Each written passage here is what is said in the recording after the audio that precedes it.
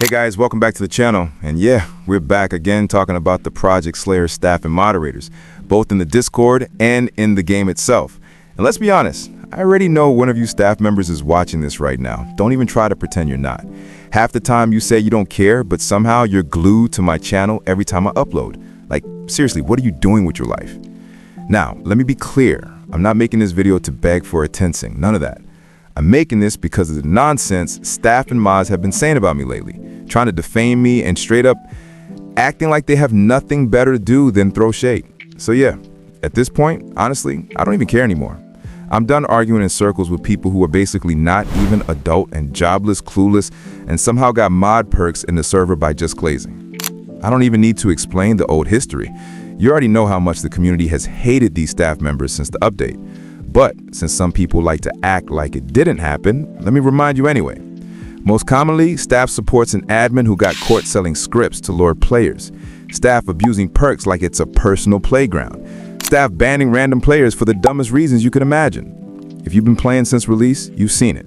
Moderation was broken from the start, and somehow it's only gotten worse. Yes, somehow. And yeah, I already know it's coming. I'll probably get banned from Project Slayer 2 before it even drops. Not because I exploit, but because I call out staff and mods for being trash and showing how bad is the moderation. They hate being exposed. That's the real reason this whole community got toxic. It's not just the game, it's the people running it.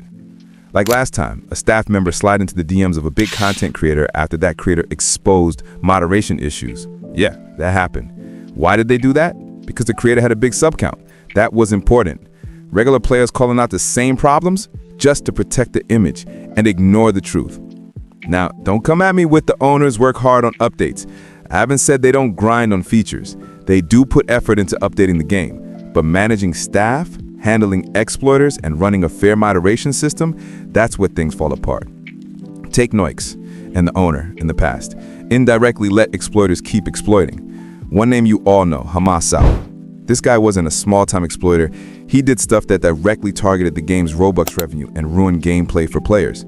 One example James told me, Hypocrisy made a script that targeted the clan spinner. You know, the thing where players can spend Robux as an alternative for spins, 10, 50, 100, or even 500 Robux. His script messed with that Robux revenue system, basically breaking the game's revenue. So what did the owners do?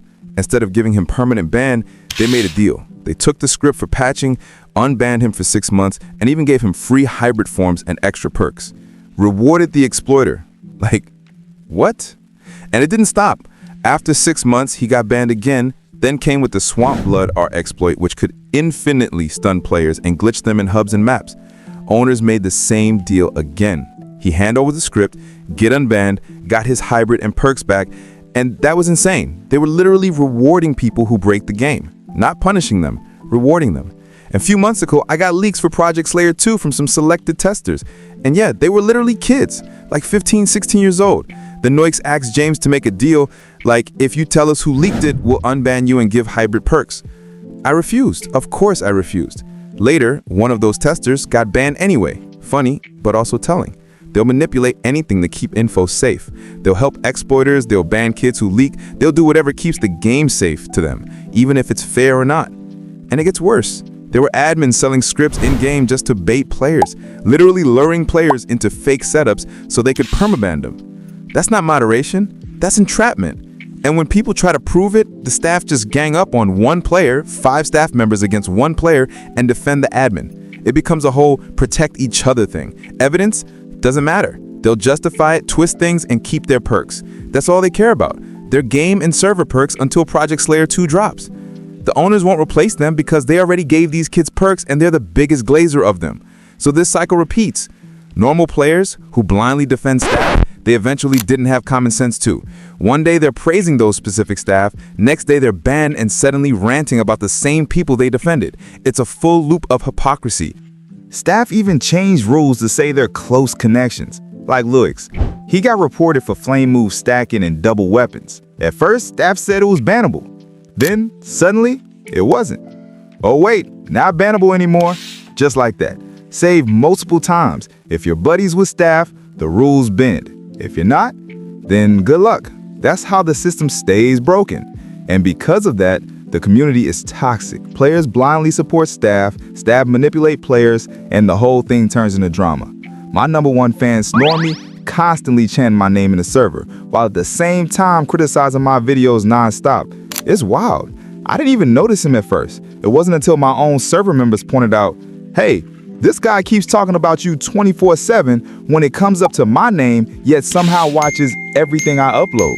My own server members were like, bro, he's obsessed with you. It's almost funny how desperate some people are for just attention or to fit in, or what else I can expect from these minor stabs.